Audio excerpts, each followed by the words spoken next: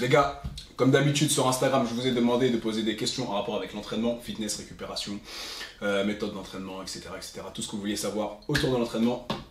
J'ai un invité exceptionnel ici. Il a un prénom qui me suce sur l'oreille, que je trouve d'une douceur, bien sûr, parce qu'il s'appelle Kylian également. Est-ce que tu veux te présenter ou est-ce que je te présente? Non, tu te présentes. Bah, je vais me présenter. Ouais, comme il l'a dit, je m'appelle Kylian, comme lui.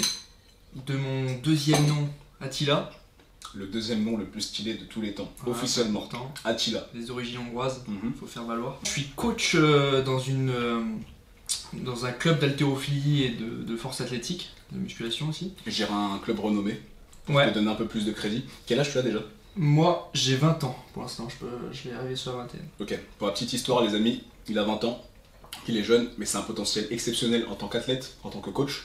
C'est pas pour rien qu'il est sur la chaîne, c'est pas pour rien qu'on va bosser avec lui, et c'est pas pour rien que, spoiler alert, il fera partie des coachs officiels de l'Alpha Academy. D'ailleurs, ce sera même le coach principal, après moi qui suis le fondateur bien sûr, mais le coach principal de l'Alpha Academy, donc vous allez le revoir très souvent sur la chaîne. Athlète, j'ai dit, coach, j'ai dit. Tu veux en parler un peu plus? Ouais, alors moi j'étais de base, je viens de l'athlétisme, je fais du saut à la perche.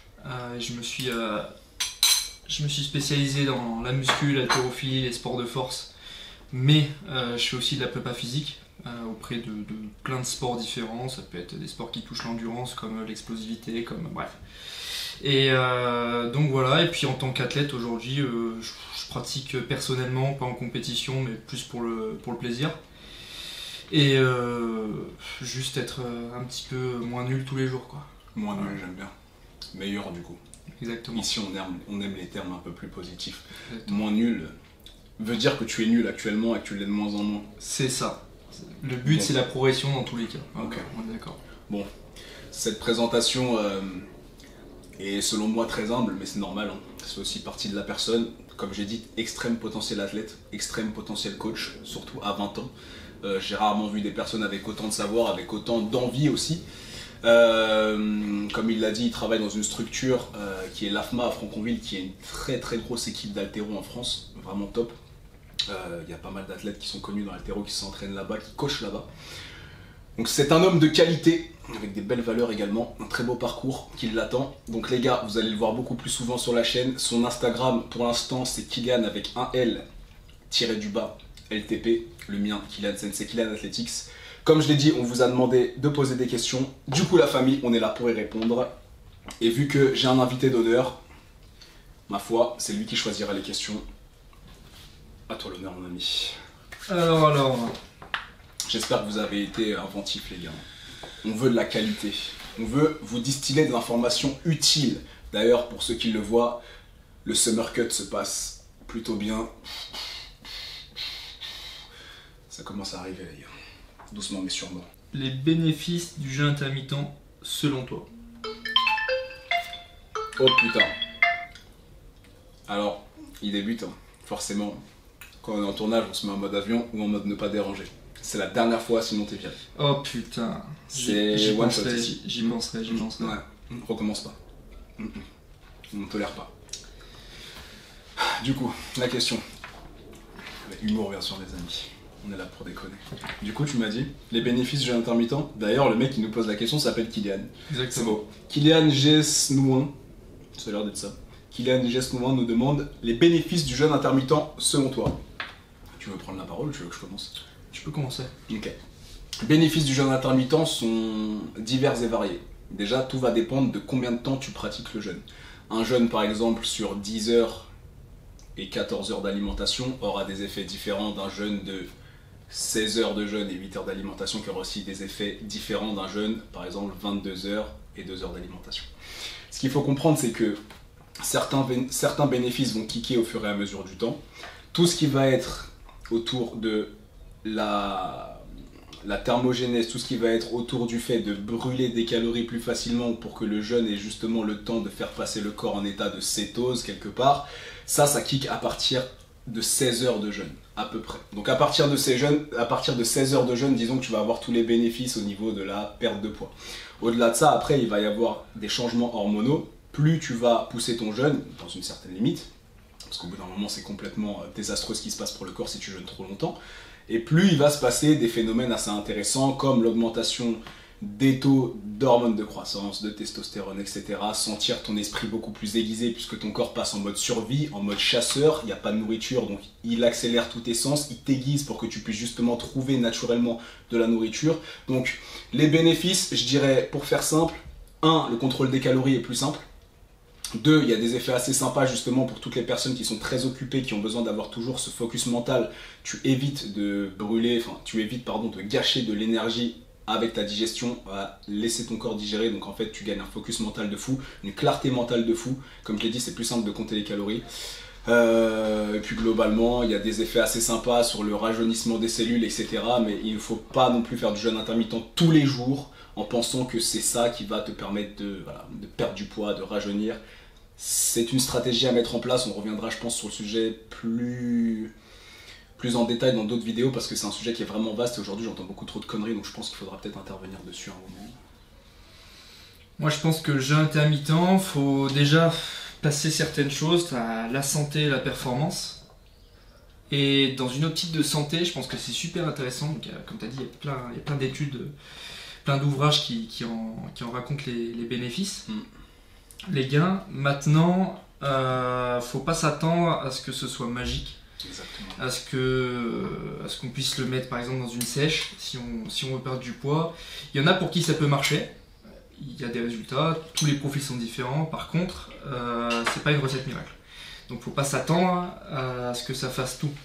D'accord. Et puis en général, quand on parle de jeûne intermittent, il y a des classifications au niveau des horaires. Et si on dépasse un nombre d'heures assez élevé, va falloir s'attendre à des pertes de muscles, à cataboliser de façon assez importante. Ouais. Et c'est pas forcément ce qu'on veut dans une sèche. Clairement pas, ouais. Perdre du muscle c'est dérangeant. Donc, perdre du gras c'est une chose, perdre du muscle c'est une autre et c'est pas drôle. Donc voilà, faire la différence entre santé et performance, ça c'est quelque chose d'assez important. C'est vraiment selon les profils à retenir. Une personne qui a du mal à prendre du poids et qui va dire je fais du jeûne intermittent pour ma santé, bah effectivement non, c'est une mauvaise idée. Mieux vaut que tu prennes du poids en mangeant le plus possible toute la journée et tu verras que ta santé va s'améliorer parce que le sous-poids c'est une condition qui est pas ouf. Donc j'entends des gens des fois justement en sous-poids me dire bah je fais du jeûne intermittent parce qu'on m'a dit que c'était bon pour la santé, pour l'hormone de croissance, pour la testo.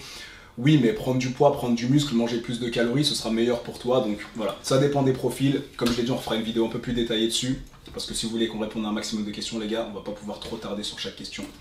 Encore une fois, merci d'être aussi actifs parce que vous nous avez balancé au moins 500 questions minimum. Donc on va pouvoir vous répondre à pas mal de choses. Es-tu un adepte de l'entraînement à l'échec musculaire? Tout dépend de l'objectif, selon moi. Encore une fois. Voilà. De toute façon, ce sera toujours un peu la réponse par défaut, tout dépend de l'objectif. Oui, je suis un adepte de l'entraînement jusqu'à l'échec parce que ça te garantit presque d'avoir atteint ta limite et de l'avoir dépassée.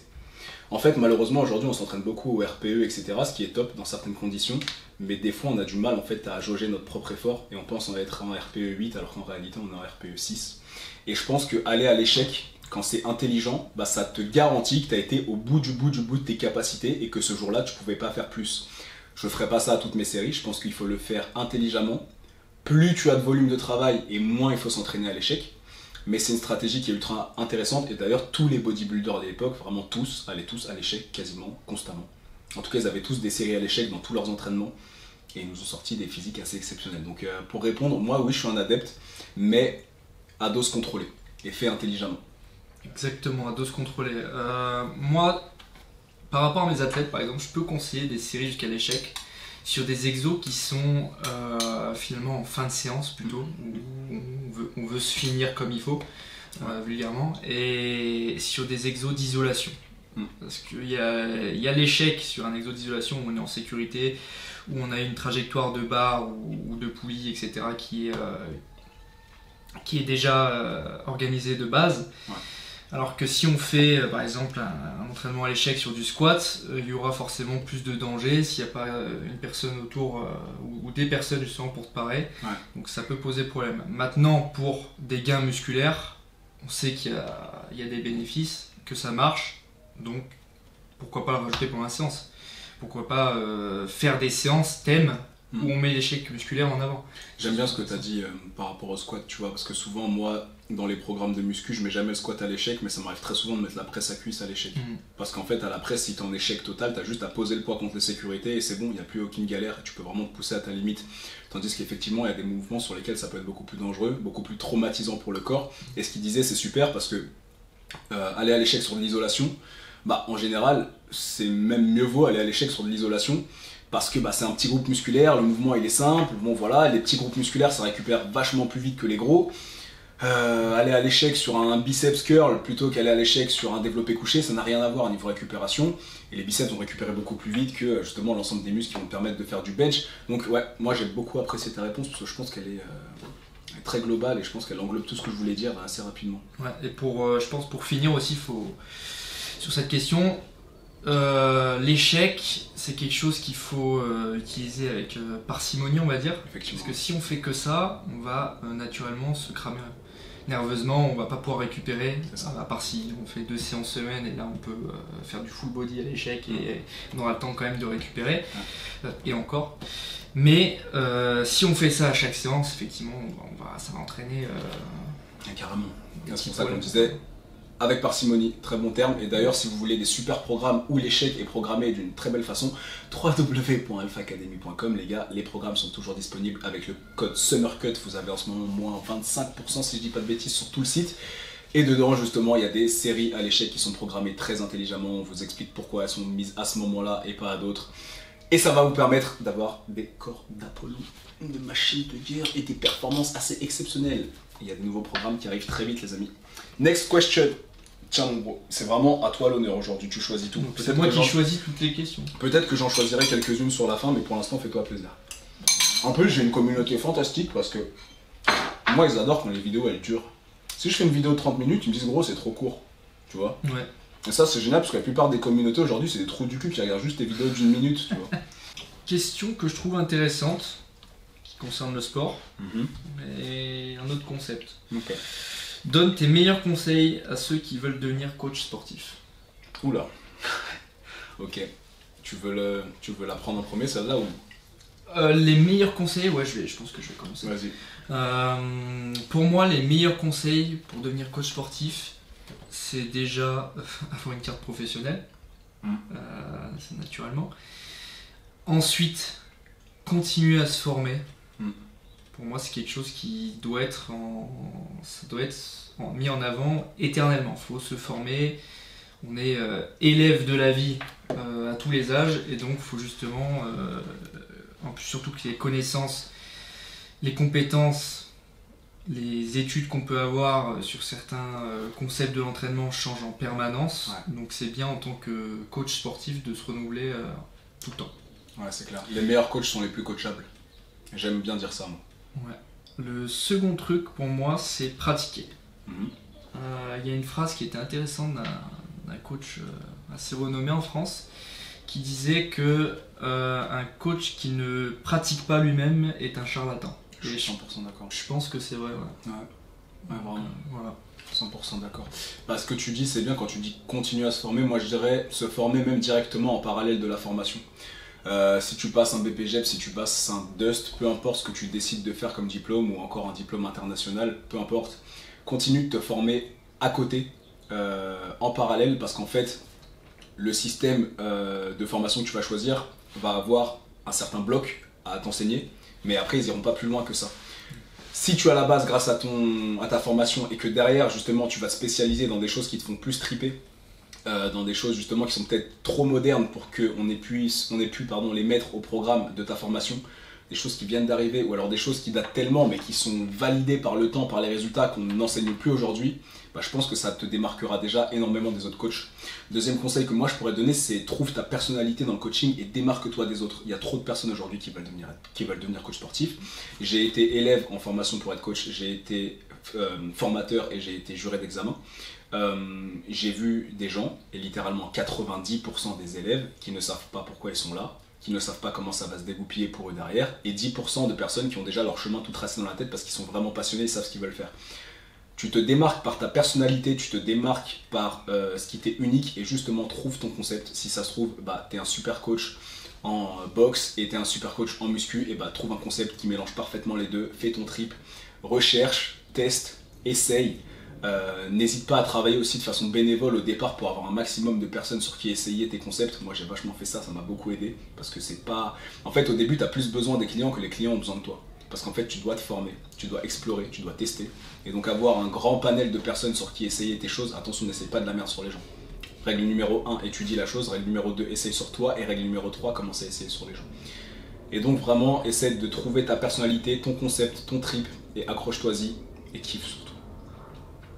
Il y a un truc intéressant dont tu as parlé, c'est le fait d'être pluridisciplinaire. Ouais. Je pense que de mon côté, les gens se spécialisent trop vite, dans le coaching aussi. C'est vrai.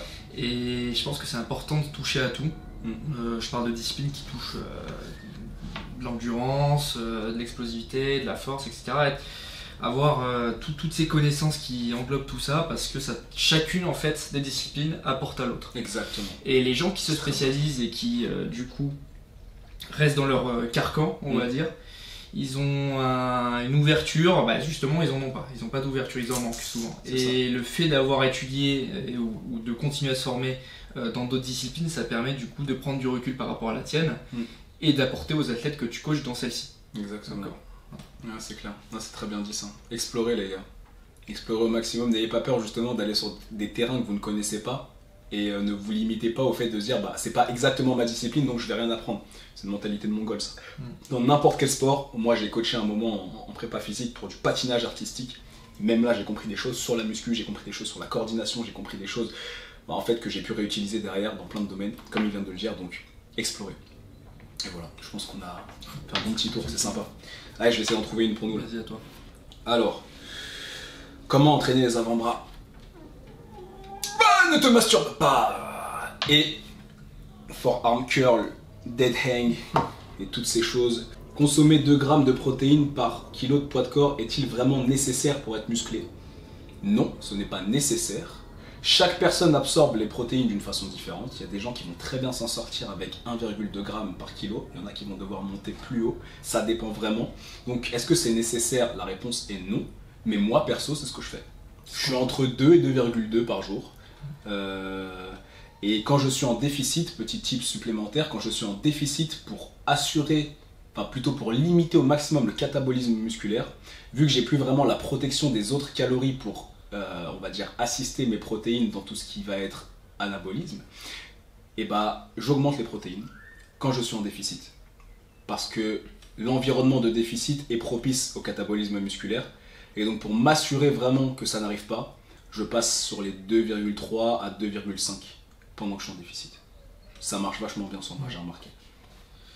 On peut très bien prendre du muscle avec 1,6 g par exemple. Exactement. Il y a des gens qui l'assimilent très bien et qui arrivent à avoir des gains. Maintenant, le monter à 3 par exemple, ça serait trop parce que le corps assimile pas et le reste, on va l'éliminer.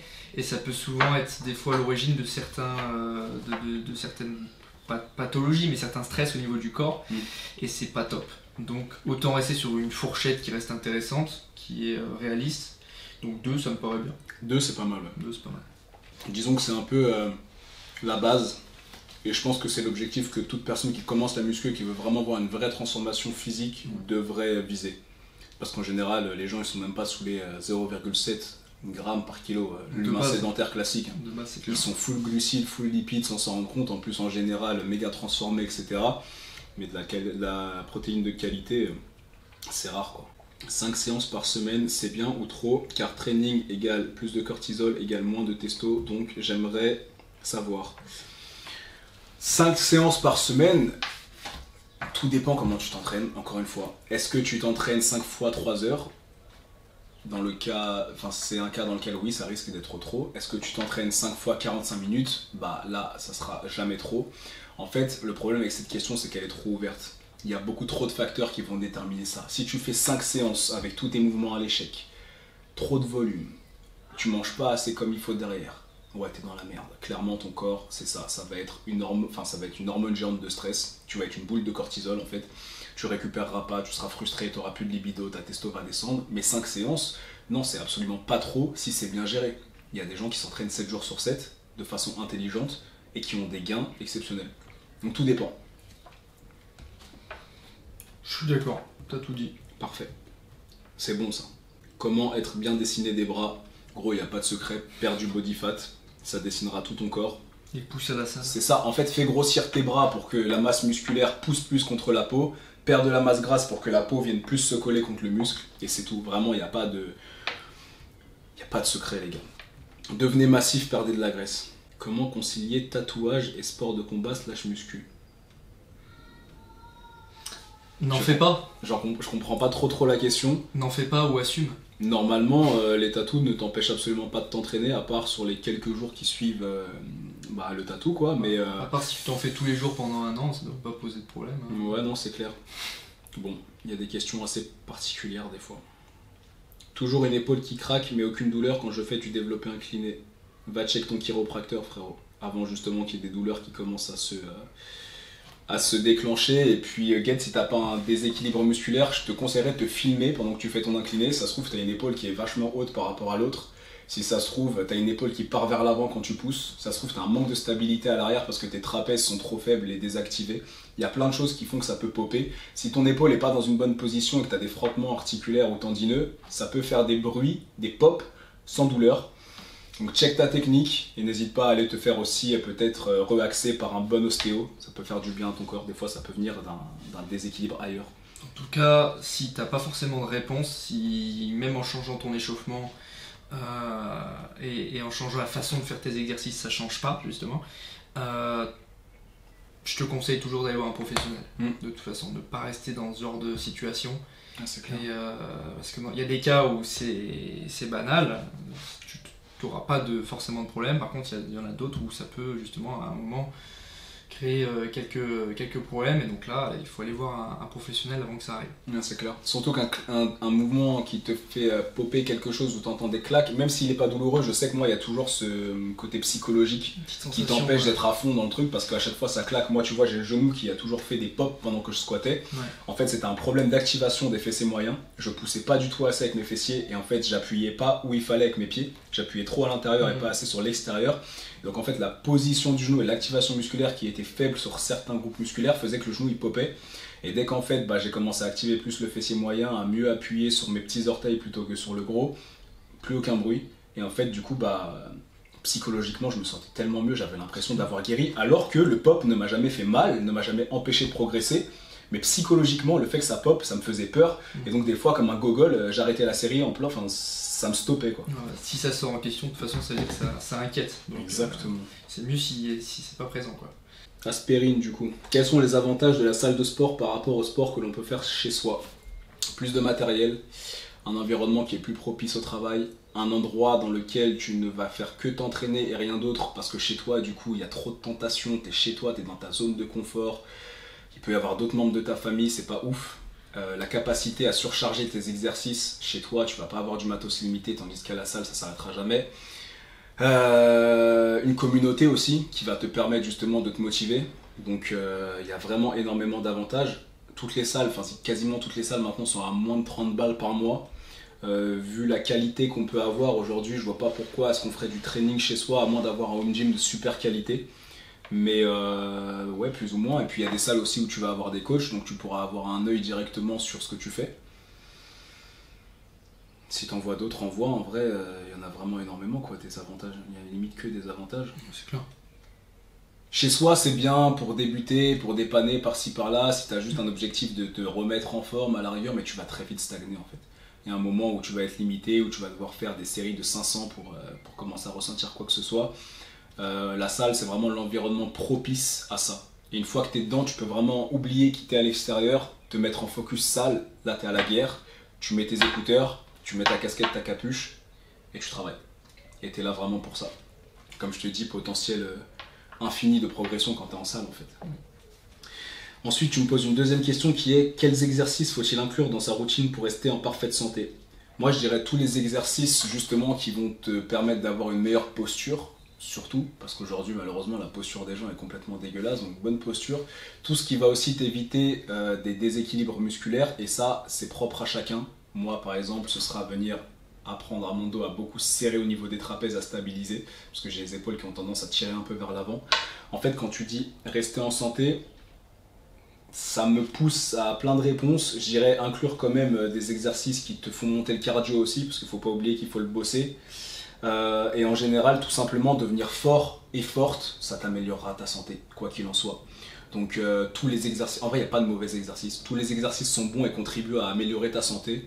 Je dirais deviens forte, améliore ta posture et essaie de développer un cardio respectable et normalement tu devrais être en route vers une vie plutôt cool quoi. Ouais, moi il y a un type d'exercice, en tout cas un concept qui me vient à l'esprit quand on parle de santé, c'est mobilité. Ouais. Mobilité. C'est important au fur et à mesure qu'on avance dans l'âge, de garder justement une certaine mobilité, une certaine élasticité au niveau des tissus, au niveau des articulations, parce que si c'est pour arriver à 60 ans, j'exagère, 60 ans et ne plus pouvoir faire ses lacets debout, ça devient problématique. Donc le faire tout au long de sa vie, et toute activité physique est bonne à prendre, quand on parle de santé. Ah, c'est clair. C'est un plus. J'ai lu il n'y a pas longtemps justement, et c'était super intéressant, plein d'études récentes là, qui disaient qu'un homme en surpoids actif aura toujours une meilleure santé qu'un homme en poids normal sédentaire. Et en fait c'est complètement logique. Tu regardes aujourd'hui, vous avez accès à TikTok, Insta et tout, vous voyez des gens en surpoids, voire obèses, taper des saltos arrière, taper des dunks au basket, taper des figures de breakdance assez incroyables. En fait ce mec a un corps qui est beaucoup plus fonctionnel, qui est beaucoup plus utile que le sédentaire qui aurait une IMC correcte, normale. C'est pas toujours justement une question de poids que tu portes. Donc la sédentarité c'est la mort lente, ça il faut le comprendre. Être sédentaire c'est mourir doucement. Le corps humain, si tu le regardes bien, le nombre d'articulations, le nombre de tendons, le nombre de ligaments, le nombre d'os, le nombre de muscles qu'il y a, c'est une machine qui a été créée spécifiquement pour le mouvement. Le corps humain c'est une machine à bouger. Donc ne pas bouger égale mourir, bouger égale vivre. Donc tout simplement tous les exercices, mobilité comme il l'a dit, devenir plus fort pour avoir une meilleure stabilité, plus de force au quotidien tout simplement, une meilleure posture et avoir un cardio correct qui peut, si tu es essoufflé en montant 3 étages, c'est qu'il y a un problème. Donc voilà, juste avoir une forme générale disons bonne, et plus le temps passe en âge et plus votre style de vie va déterminer votre santé globale. Quand t'es jeune, que t'as 18 ans, que t'es une boule d'hormones, que t'es full testo et que tu peux manger 3 grecs par jour et tu restes shredax, c'est une chose. Quand t'as 30, 40, 50 ans, si ton style de vie n'est pas optimal, tu vas mourir beaucoup plus vite et tu vas subir ta vieillesse. Alors que tu n'es pas obligé de la subir ta vieillesse. Il y a un truc qui est important aussi à savoir par rapport à ça, c'est la notion de sédentarité. Les gens, ils ont toujours en tête que s'ils font 1 heure de sport par jour, par exemple, ils vont sortir de cette sédentarité. Être quelqu'un d'actif, c'est être quelqu'un qui est en mouvement en permanence dans la journée. Donc ça, la société actuelle ne l'encourage pas forcément, indirectement. On a toujours tendance à être assis, pas dans des mauvaises postures, mais à rester immobile dans ces postures-là et à ne pas en sortir. La santé, c'est le mouvement, c'est la mobilité, c'est la capacité à se déplacer, à se mouvoir, à aller chercher certaines amplitudes, avoir de la force, avoir une certaine masse musculaire, avoir un cœur et un système cardiovasculaire performant. Et ça, c'est quelque chose qui est assez global en fait. Donc, je suis 100% d'accord. Ce qu'il vient de dire, je vais juste le résumer vite fait. En gros, si tu es actif 1 heure par jour et que tu es assis avachi les 23 autres heures de la journée, tu n'es pas considéré comme actif. Alors que si tu fais 0 heure de muscu par semaine, mais que tu travailles par exemple dans une ferme ou que tu cultives la terre, que tu marches toute la journée, qu'au lieu de prendre l'escalator, tu prends les escaliers, qu'au lieu de prendre ta voiture, tu prends le vélo ou tu prends tes rollers ou tu prends juste ta BM double pied et tu marches, là tu seras considéré comme quelqu'un d'actif. Donc, faire du sport ne veut pas dire ne pas être sédentaire. C'est ça que j'ai cru comprendre. exactement. C'est ça. Des astuces pour quand arrivé à un moment de la prise de masse, t'es dégoûté. Donc j'imagine que t'es dégoûté de devoir te gaver avec autant de bouffe. Et bah essaye de trouver des sources alimentaires plus caloriques. Essaye les calories liquides. Donc je te conseillerais de faire des shakers ultra caloriques. En général, le fait de boire les calories, c'est plus simple que de les bouffer. Surtout à un moment où t'en peux vraiment plus. Autre astuce, réduit ta dépense calorique. Alors je sais que ça peut paraître bizarre, mais moins tu bouges et plus ton corps peut stocker en fait. Et donc bah, si tu es quelqu'un de méga actif et qu'à cause de ta méga activité tu dois manger 5000 calories par jour, et bah si là tu fais l'inverse de ce qu'on disait dans la vidéo juste avant et que au lieu de prendre tes pieds pour aller te balader, et bah tu prends ta voiture, et bah tu vas économiser ces calories. Donc je sais que c'est une réponse un peu inversée à ce que tu t'attendais peut-être, mais essaie les calories liquides, cherche des sources alimentaires plus caloriques. Donc au lieu de manger du blanc de poulet, mange de la cuisse. Au lieu de manger du steak 5%, mange du steak 20%, etc. Et réduis peut-être ta dépense calorique. Et varie les aliments. Effectivement. Mange pas que du poulet et Oui. du riz. Oui, c'est clair. Parce que ça se trouve, t'es gavé de manger tout le temps la même chose. C'est important. très vrai. Joue avec tes épices aussi. Et puis voilà. Hein. C'est déjà pas mal. C'est pas mal. Merci pour la question, mon frère. Salut Kylian, qu'est-ce que tu penses du stomach vacuum? Force à toi. Exercice old school, notamment dans la bronze et silver era, quoique dans la gold era aussi du bodybuilding. Moi je trouve que c'est un super bon exercice parce qu'il te permet de garder le ventre ultra plat toute l'année. Même en prise de masse, t'as pas le ventre qui déborde, tu vois, qui comme ça vers l'avant. Tu gardes justement ce ventre assez plat. Et un bon contrôle du transverse, c'est aussi important. Et en général, si tu sais bien faire un bon stomach vacuum, c'est que tu sais aussi bien gainer, donc bien utiliser ta Valsalva maneuver, vidéo là-dessus d'ailleurs. Et donc moi, c'est un exercice que j'apprécie beaucoup. Je sais pas... si tu lis le guide de la taille fine par mon frérot Ersoviac, il t'explique dedans tout simplement que oui, en faisant du vacuum à masse grasse égale, bah, ta taille s'affine. Parce que du coup, bah, au lieu d'avoir le ventre distendu, tu auras le ventre vraiment bien plaqué et donc tu auras cette apparence de taille plus fine. Et donc pour avoir un beau ratio en bodybuilding, ce qu'on veut en général, c'est avoir la taille la plus fine par rapport à ses épaules. C'est un exercice qui va t'aider à atteindre cet objectif. Je pense que tu as dit... Ouais, c'était assez complet comme réponse. J'ai du mal à atteindre mon quota de protéines car je manque d'appétit, je cale trop vite. Et en plus, les protes, mon gars, bois de la whey, frère. Shaker. Ouais, grave. Hein. Vraiment, bois de la whey, de la caséine, du blanc d'œuf liquide, rajoute ça dans tes trucs. Ne mixe pas ton riz et ton poulet, c'est dégueulasse. C'est pas fou. Après, si c'est le seul et unique moyen. Tiens, parce que tout à l'heure, vous avez parlé du jeûne intermittent. Peut-on prendre de la masse tout en jeûnant? La réponse est oui.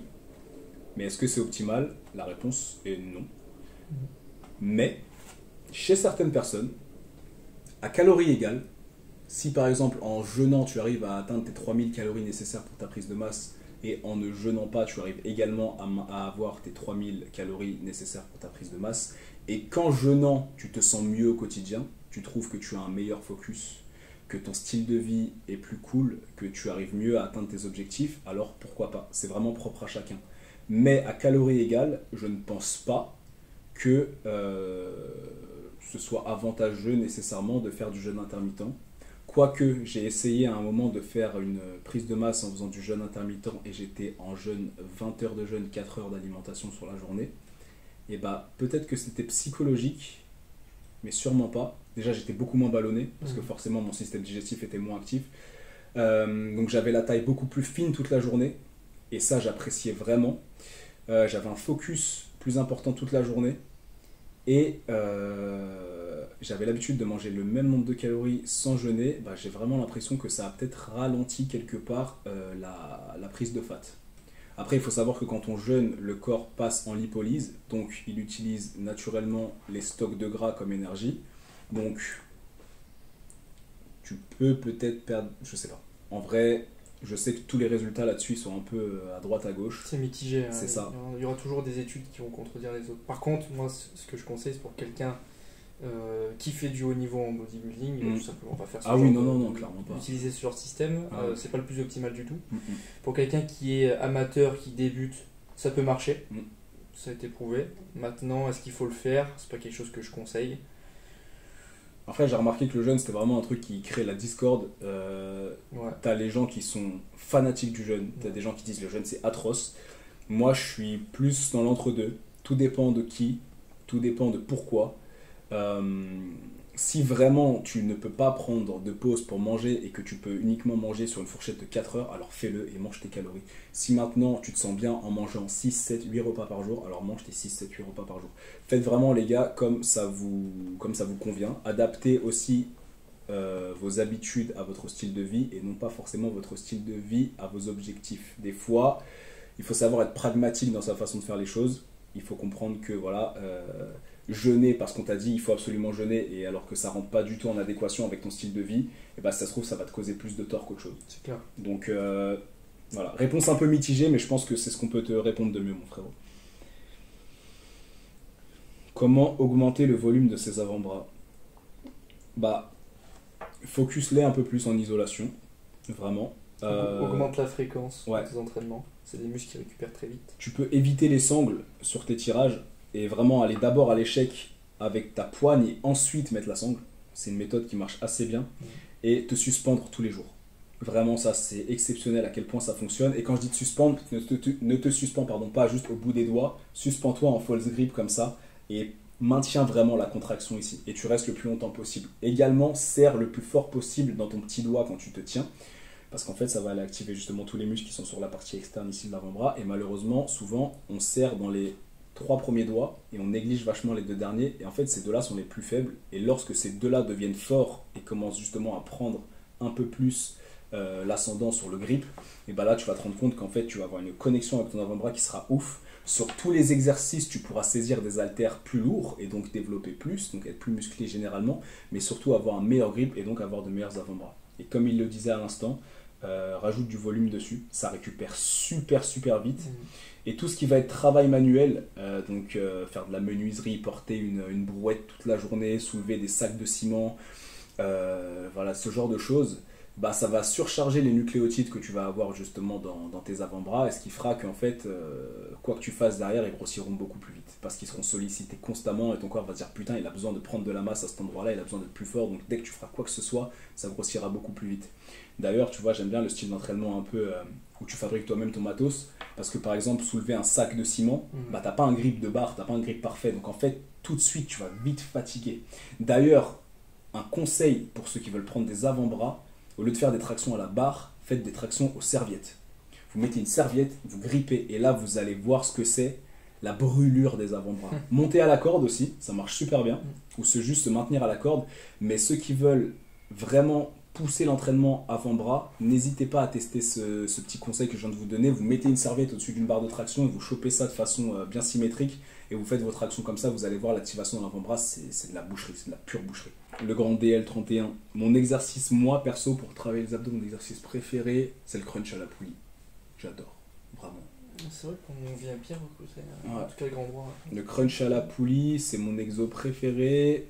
Et je te donne quand même le deuxième qui serait les relevés de jambes. Mais en général, je les aime pas trop suspendus. Moi, je les préfère sur les barres à dips. Pareil. Et je viens kicker méga haut et je trouve que c'est vraiment de la balle comme ça. Barre à dips où il y a même des setups sur les dips où tu peux mettre Ouais, justement, chaise romaine. Chaise romaine, Ouais. exactement. Ouais. Où t'as pas de. Tu viens solliciter vraiment les abdos, tu peux te concentrer dessus, tu peux charger, mettre du poids en plus au niveau des pieds. Ouais, carrément. Tu peux changer l'angle au niveau des genoux, ce qui peut accentuer ou pas l'exercice. Donc ça c'est top, moi j'aime bien. Ouais, c'est clair.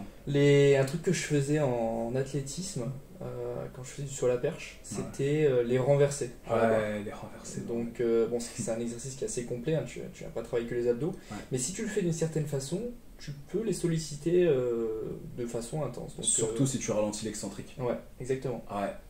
Toujours renversé avec excentrique lente, c'est vrai que... c'est hard. Ouais, c'est chaud. C'est hard. C'est chaud. De toute façon, avec les 3 exos qu'on t'a donné là, donc crunch à la poulie, relevé de jambes, que ce soit suspendu ou à la chaise romaine ou alors en statique sur la barre à dips, plus les renversés, t'inquiète pas que tu auras un grand droit très très développé. Ouais. Tiens, vu qu'on a un forceux ici, tu recommandes une alimentation spécifique pour la force? Alors la force, ça dépend ce que tu entends. La qualité physique ou la discipline, c'est différent déjà.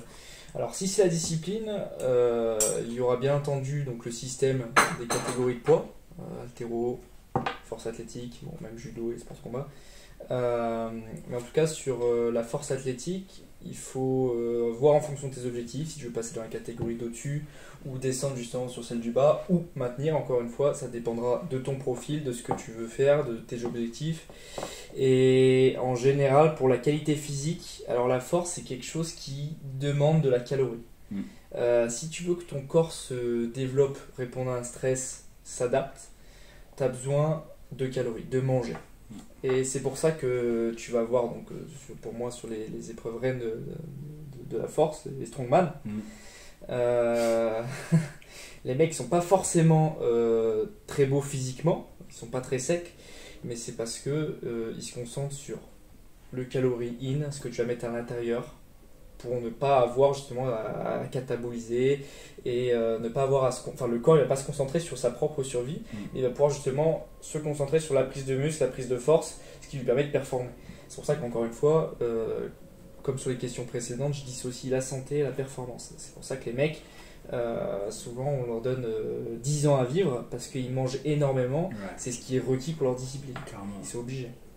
C'est pas une discipline que tu vis sur le long terme, le strongman. C'est clair. Et moi, du coup, je dirais que pour les forceux, pour protéger le système nerveux, essayez peut-être d'avoir des taux lipidiques un peu plus élevés parce qu'en fait, j'ai remarqué qu'il y avait beaucoup de forceux qui tournaient beaucoup aux glucides, ce qui peut être bien. À savoir qu'une rep max, ça va même pas vraiment taper dans les glucides en réalité, mais pourquoi pas. C'est un bon facteur pour la récupération, etc. Mais vraiment, pour protéger le système nerveux et le système hormonal, n'hésitez pas. Et en plus, comme il dit, c'est de la calorie. N'oubliez pas que 1 gramme de lipides, c'est 9 calories. 1 gramme de prot c'est 4, 1 gramme de lipides c'est 4. Donc, non, pardon. 1 gramme de prot c'est 4, 1 gramme de glucides c'est 4. Donc, n'hésitez pas à vraiment envoyer de la bonne calorie lipidique, de l'avocat, de l'huile d'olive, de la bonne viande bien grasse, du bon poisson bien gras, du bon saumon, des bonnes sardines, etc. Prot c'est trop. Prot, 4. 4 Voilà. Trop 4. 4 prot, 4 glucides, 7 alcool, 9 lipides. 7 alcool. Ouais, alcool, c'est... 7 alcool, on parle de calories, mais on n'encourage pas à prendre de l'alcool. Ah ouais, non, parce que là, surtout tu te flingues hormonalement parlant, et surtout peu importe ce que tu envoies comme calories, ton corps, il l'assimilera pas de cette même façon. Donc ouais, non, les forceux, si tu veux de la force, mon frérot, effectivement, mange. Après, si ton objectif, c'est de maintenir un certain poids tout en gagnant en performance, alors à ce moment-là, ne te gaffe pas, check bien ta dépense calorique, check bien ton apport calorique, mais en fait c'est ça, mange tout simplement comme ce qui te permet de maintenir ton poids et puis mets-toi minable à l'entraînement. C'est ça. Comment prendre du muscle tout en perdant du gras? Autrement dit, comment faire une recomposition corporelle? C'est assez compliqué la recomposition parce que c'est ni le meilleur moyen de prendre du muscle, ni le meilleur moyen de perdre du gras. Mais pour certains profils, c'est une chose qui peut être assez sympa à faire. Il y a des gens qui veulent vraiment pas se mettre en prise de masse, il y a des gens qui veulent vraiment pas sécher. Et donc la recomposition corporelle, moi, comment est-ce que je l'organise? Personnellement, je mange 3 jours sur 7 à maintenance pour que justement je sois ni en pur anabolisme ni en pur catabolisme. Je mange 2 jours en déficit, non 3 jours en déficit, 3 jours à maintenance et j'ai un jour où je recharge un peu les calories.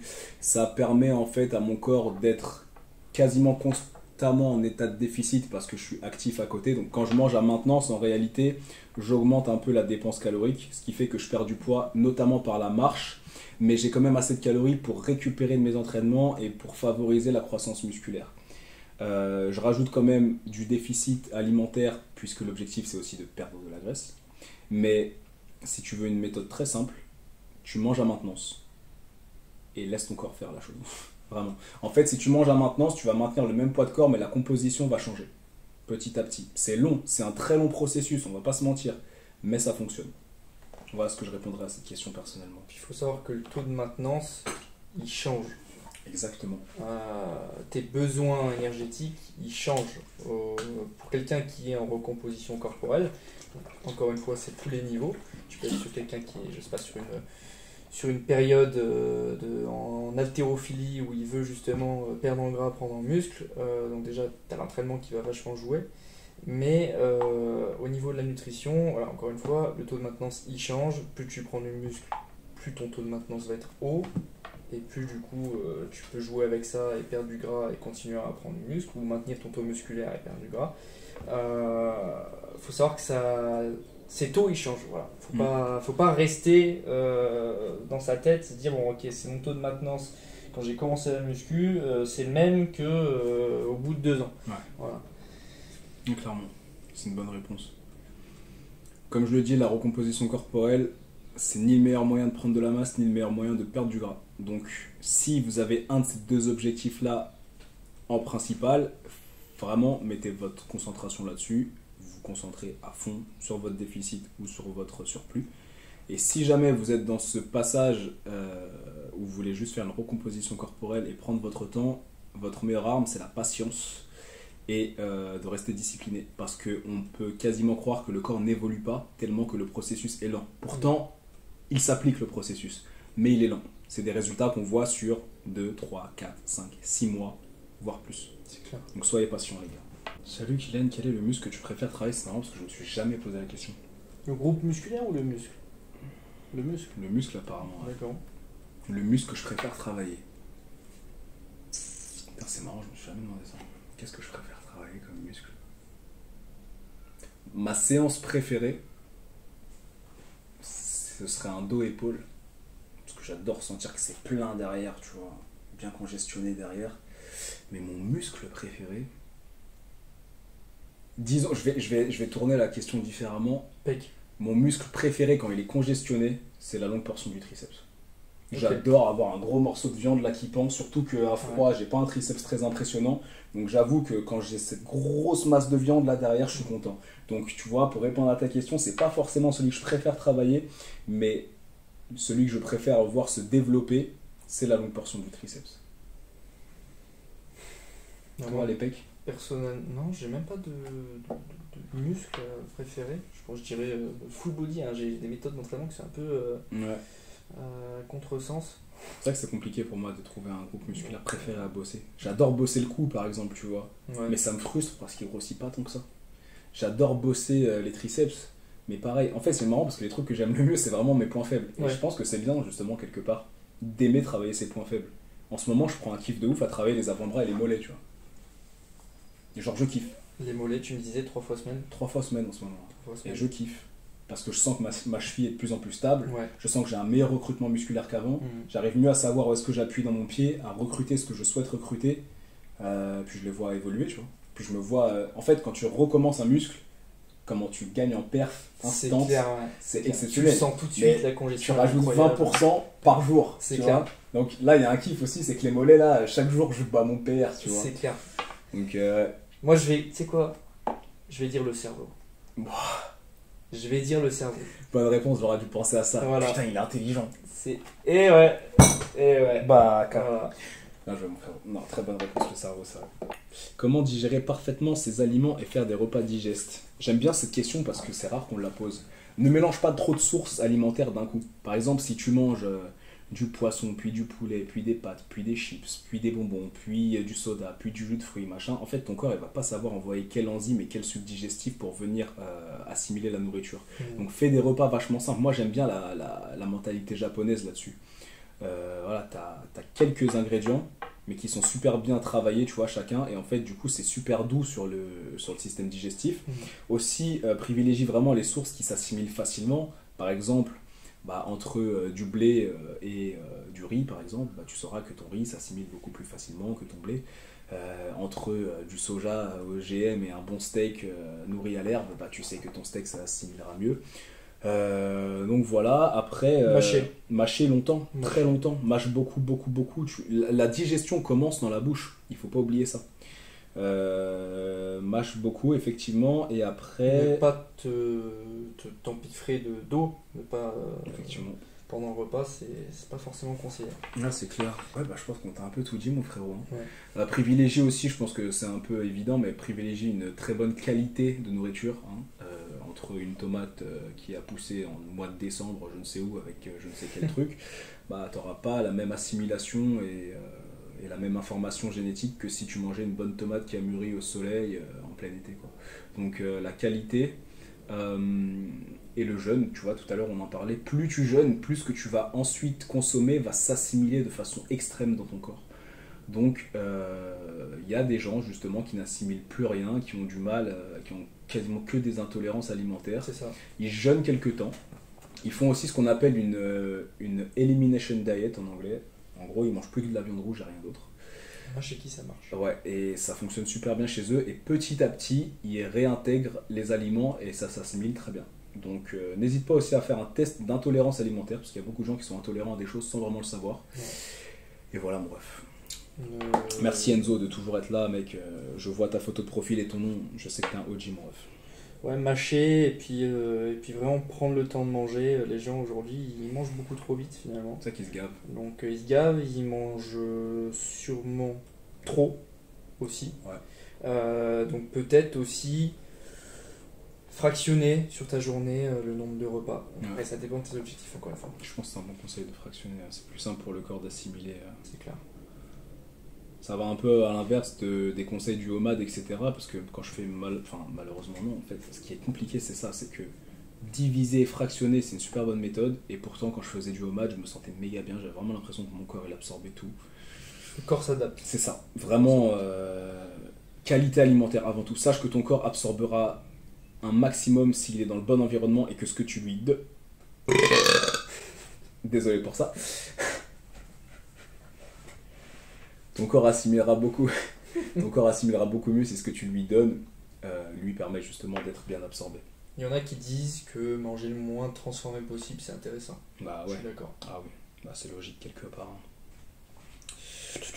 As-tu des conseils pour travailler les jambes en ayant une douleur au genou? Je vais te donner le meilleur conseil de tous les temps. Tu vas sur YouTube, tu tapes Knees Over Toes Guy ou The ATG Coach, qui est un de ses élèves, et tu regardes toutes leurs vidéos et il va t'expliquer comment réparer ton genou très facilement et reprendre l'entraînement. Super intéressant comme question parce que souvent on pense que le lieu de la douleur c'est l'origine du problème, alors que souvent c'est ce qu'il y a au-dessus ou en dessous qui pose finalement problème. Ouais, La c'est très vrai. cuisse, le mollet, le tibial, Ouais, carrément. c'est les ischios. Et j'ai eu pendant longtemps une sale douleur à l'épaule. Et j'ai fait 11 mois de kiné, ça n'a rien changé. J'ai été voir un ostéo, il m'a replacé la nuque et les hanches. La douleur s'est évaporée instant. Ouais, vous aussi. Instant. Ouais. Donc des fois, en fait, il y a des déséquilibres qui font que tu surcompenses. T'es mal axé, t'as une mauvaise posture, t'as un déséquilibre quelque part. Et en fait, remettre le corps dans l'axe, tout de suite, ça libère tout, quoi. Rééquilibrer agoniste-antagoniste, c'est intéressant. Aussi, des fois, baisser un peu le volume sur tes séances, ça peut être une solution. Et du coup, remplacer le volume que tu fais d'habitude par des exercices qui te permettent de guérir, on va dire, ou en tout cas faire baisser les douleurs, voire les faire disparaître. Carrément. C'est une solution. Putain, on a 1 heure de Q&A, les gars, c'est beau. Les frérots, je pense qu'on va s'arrêter là pour celui-là. Par contre, vous avez posé tellement de questions que je pense qu'on va se revoir d'ici un jour ou deux et qu'on va continuer à répondre. Donc, les gars, merci encore une fois d'avoir autant participé. J'ai envie d'en faire encore 1 ou 2 juste pour conclure ça comme il faut. Quel est pour toi le meilleur exodo pour développer le dos à Baki? Donc, j'imagine que vous parlez de Baki Hanma, non Ouais. pas Baki le combattant, ou peut-être Baki le mec du street, là, qui est très fort et qui pète sur les réseaux. Bah, un gros dos, ça va demander une belle largeur et une belle épaisseur. Et je dirais pour moi, pour la largeur, traction lestée et toutes ces variantes. Je pense que vraiment, tu vas développer un grand dorsal assez impressionnant. Et pour l'épaisseur, tous les soulevés lourds. Ça peut être du rack pull, ça peut être du deadlift, ça peut être du gros rowing lourd, ça race. Donc un bon mouvement bien lourd pour créer une belle épaisseur, avoir des érecteurs puissants, avoir des trapèzes puissants et une bonne variante de tirage vertical lesté, ta préférée. J'adore moi les tractions neutres lestées. Même si je resterai toujours persuadé que la version ultime de la traction, c'est la traction large jusqu'à la clavicule. Donc vraiment old school, aller chercher là. En fait, ça demande tellement d'avoir une force de dingue et d'aller recruter tous les muscles qu'il y a dans le dos que je pense que c'est la version ultime. Mais c'est aussi la plus difficile. Varier les exercices, encore une fois. C'est important si tu veux, comme il dit, développer largeur comme épaisseur. C'est important de varier et d'utiliser des exercices où biomécaniquement l'humérus s'éloigne du thorax, où il y a un rapprochement ici, où on vient étirer comme j'ai dit tout à l'heure. C'est important de mettre aussi pas mal de volume.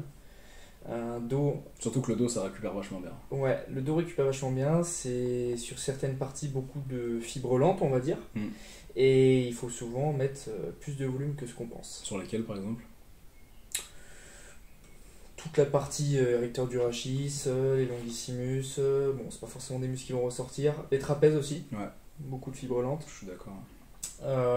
Des muscles comme ça qui vont, on va dire, congestionner très lentement sur la séance et qui vont demander qu'on mette très lourd et qu'on fasse des séries plutôt longues en fait finalement. Voilà. Et justement, c'est des groupes musculaires qui sont tellement forts qu'en fait, pour t'entraîner léger entre guillemets dessus, il faut quand même mettre lourd sur la barre. C'est clair. Tu vois, par exemple, faire des shrugs légers, pour moi, ça demande de mettre au moins 140 kg sur la barre pour que ce soit léger et que je puisse faire des séries 15-20. Donc je pense que vraiment, il y a quelque chose. C'est des muscles puissants. C'est des muscles très puissants, ouais, carrément. Allez, une petite dernière, les gars. S'entraîner 2 fois par jour est bénéfique ou contre-productif dans une prise de masse? À toi l'honneur. Alors, encore une fois, la prise de masse c'est conditionné énormément par l'alimentation. Il y a des gens qui, en s'entraînant 2 fois par jour, arrivent à s'adapter, en mangeant assez aussi surtout, arrivent à s'adapter et arrivent justement à prendre du muscle. Donc c'est des profils qui nécessitent beaucoup de volume de travail, on en parle beaucoup. Et il y en a d'autres qui, à contrario, n'arrivent pas à prendre de muscle. Quand on parle de prise de masse, bien sûr, dans ce cas-là, c'est une prise de muscle le plus possible. Il y a des gens qui ont du mal à prendre du muscle parce qu'ils se dépensent finalement trop. Effectivement. Donc, ils font trop de séances, donc la fréquence est beaucoup trop élevée, ils ne récupèrent pas assez entre les séances, ils ne mangent pas assez en plus de ça. Donc des fois, on en discutait tout à l'heure en plus avec quelqu'un, le fait de baisser la fréquence des séances permet de récupérer, dépenser moins de calories et donc finalement prendre plus de muscle. Ouais, c'est clair. Tout est une question de stratégie encore une fois et d'organisation. Il y a un moment où je m'entraînais 7 jours sur 7. Je stagnais vachement et puis je suis passé à 3 trainings par semaine et j'ai explosé, que ce soit en perf ou musculairement parlant, et c'est logique, du coup les calories que je ne dépensais pas pouvaient être utilisées pour la récupération et donc j'étais beaucoup plus fort, beaucoup plus frais nerveusement parlant. Et justement il y a une phase où je m'entraînais 2 fois par jour personnellement, mais le problème des gens qui veulent s'entraîner 2 fois par jour, c'est que souvent ils veulent faire 2 séances classiques et doubler en fait par jour. Il y a un pote à moi qui a fait ça, donc en fait il faisait un upper le matin, un lower le soir, ou alors par exemple il faisait un pec-dos le matin et un biceps triceps le soir, peu importe. Mais en fait il faisait 2 séances complètes. Et ça marchait vraiment pas sur lui. Ça a fonctionné au début, quelques jours, forcément son corps il comprenait pas ce qui se passait, il était forcé à s'adapter, donc ça fonctionnait quelques jours. Puis après tu le vois arriver à la salle fatigué, blessé, pas bien, bah ouais, bon, t'as juste surutilisé ton corps. Moi je me suis entraîné 2 fois par jour à un moment, mais je faisais 2 séances de 30 minutes. Donc, là, intéressant. En fait, ce que je faisais, c'est que moi, j'ai toujours détesté faire un seul groupe musculaire par séance. Genre faire une séance purement pec, ça m'a jamais plu. Faire une séance purement biceps, ça m'a jamais plu. Mais faire des mini-séances sur un seul et unique groupe musculaire, là oui. Parce qu'en fait, je me disais, je vais pas faire 2 heures de pec et arriver à mon 7e exercice, être complètement rincé et être en fait dans du junk volume qui sert à rien, que j'aurais dû ne pas faire pour récupérer. Donc en fait, ce que je faisais, c'est que j'arrivais le matin, sur les coups de 11 heures à peu près, à jeun toujours. Je le spécifie, mais c'est pas forcément comme ça qu'il faut le faire. À jeun, moi personnellement, et je faisais une première séance. C'était un gros groupe musculaire. Donc en général, c'était soit cuisse, soit pec, soit dos. Okay. Et je revenais vers 16 heures après avoir mangé et fait une sieste. Le matin, il faut savoir que je prenais pas de pré-workout du tout. Donc je faisais une première séance à jeun sans pré-workout. Je rentrais chez moi, je mangeais, je faisais une sieste. Je me réveillais, je lisais un peu, je faisais mes activités, je prenais un café et je retournais à la salle faire un petit groupe musculaire en rapport ou non avec le premier que j'avais fait. Donc il pouvait m'arriver de faire des 30 minutes de pec le matin à fond et 30 minutes de biceps épaules après. Le lendemain, je pouvais faire 30 minutes de jambes, puis ensuite 30 minutes de mollets abdos. Et je divisais vraiment comme ça. Et là, ça fonctionnait super bien. Parce qu'en fait, 30 minutes, c'est pas assez pour me mettre complètement KO au point où après je peux rien assumer.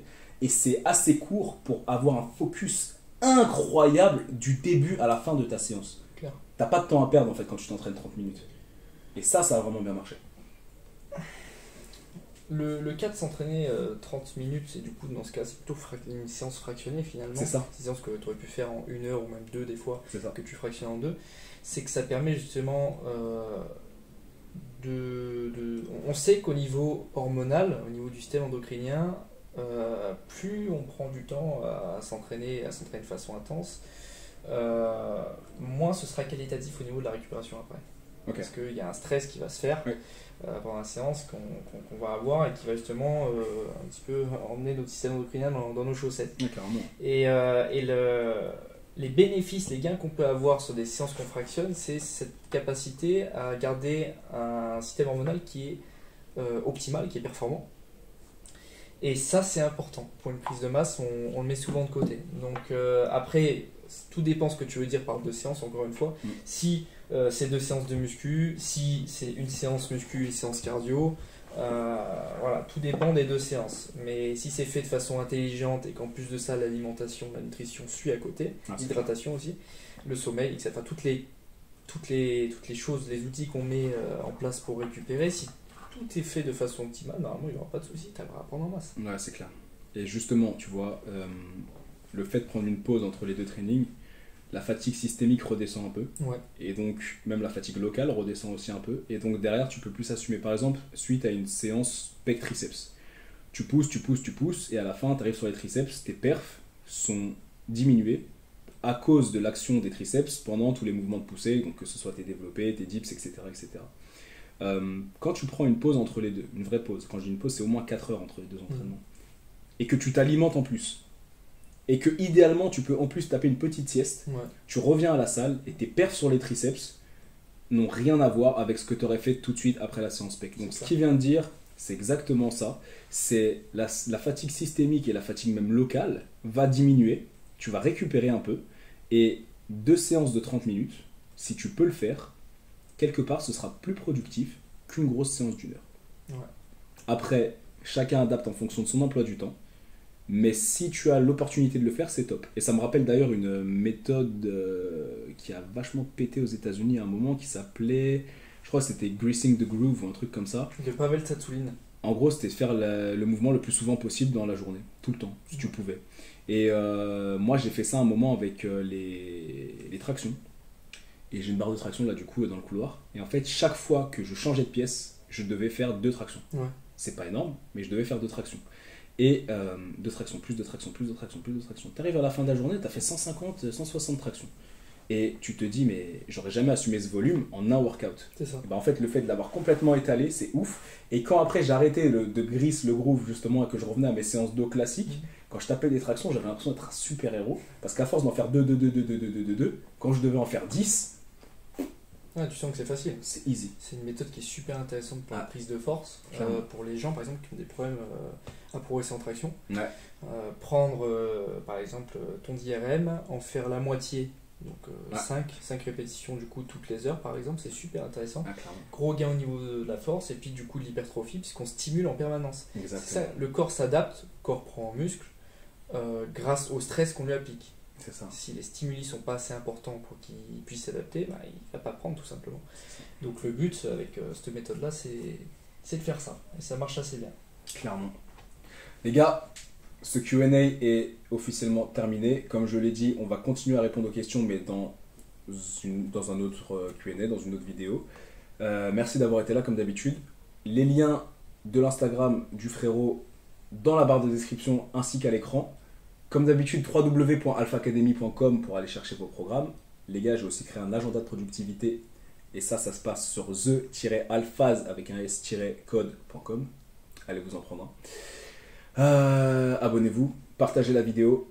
Exprimez-vous en commentaire. Dites-nous ce que vous avez pensé de notre échange, ce que vous avez pensé de nos réponses. N'hésitez pas aussi à balancer des questions directement dans les commentaires. Peut-être qu'il y en a une qui va nous sauter aux yeux et qu'on fera des vidéos dédiées sur ces questions-là. Plus vous contribuez et plus nous derrière on peut justement ajuster notre radar et aller dans la direction de ce que vous attendez de nous.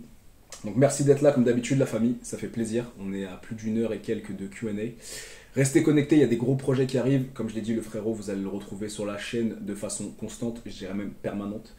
Et puis comme d'habitude, c'est un honneur d'avoir pu vous servir, d'avoir pu répondre à vos questions. Merci d'être là, c'est aussi grâce à vous que tout ça existe les gars. Hasta luego, boys. Ciao. Il est doué. Il est vraiment très doué, Kylian. Athletics.